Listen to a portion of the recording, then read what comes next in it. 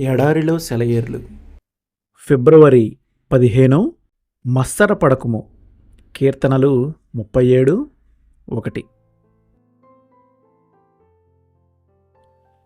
ఊరికే తాపత్రయపడిపోతూ ఆవేశపడిపోకు.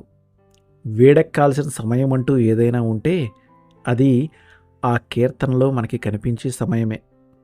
దుర్మార్గులు ప్రశస్త వస్త్రాలు కట్టుకొని దినదినాభివృద్ధి చెందుతున్నారు.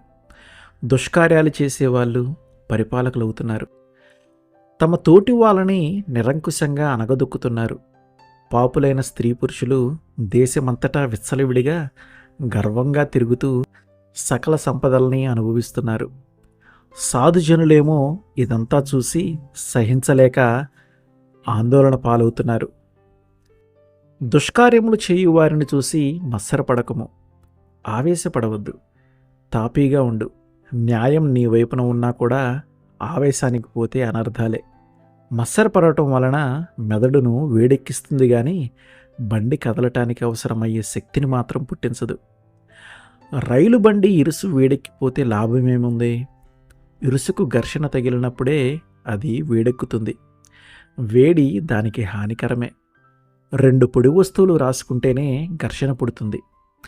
వాటి మధ్య మెత్తగా తిరగటానికి సహాయపడే చమురు ఏదైనా వేయాలి. మత్సరపడటం అనే మాటకి మరణం అనే మాటకి సంబంధం ఉండటం భావగర్భితంగా లేదు. మత్సరపడే వాళ్ళలో దేవుని కృప అనే చమురు లేదని ఇది సూచిస్తున్నది కదా.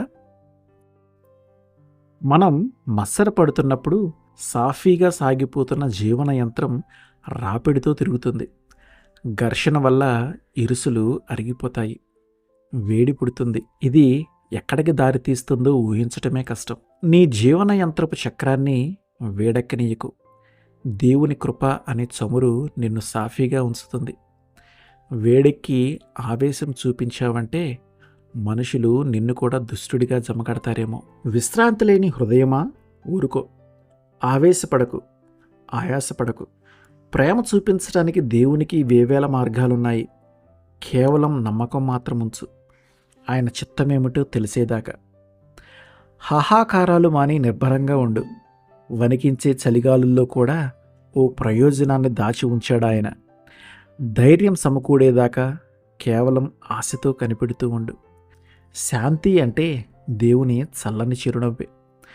ఆయన ప్రేమే నువ్వు పోగొట్టుకున్నవన్నీ తిరిగి నీకు సమకూర్చి పెడుతుంది. కొంతసేపు ఓపిక పట్టు. ఆయన్ని ప్రేమించి ప్రేమిస్తూనే ఉండు. ఆయన ఎదపై హాయిగా నిద్రపో. ఆయన కృపే నీకు బలం, జీవం. ఆయన ప్రేమే విరిసే పూలహారం.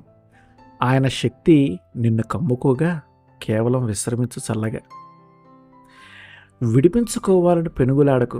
నీ బ్రతుకులో దేవుని జీవం ఉంది. ఆయన నుండి నువ్వు తొలగిపోకు.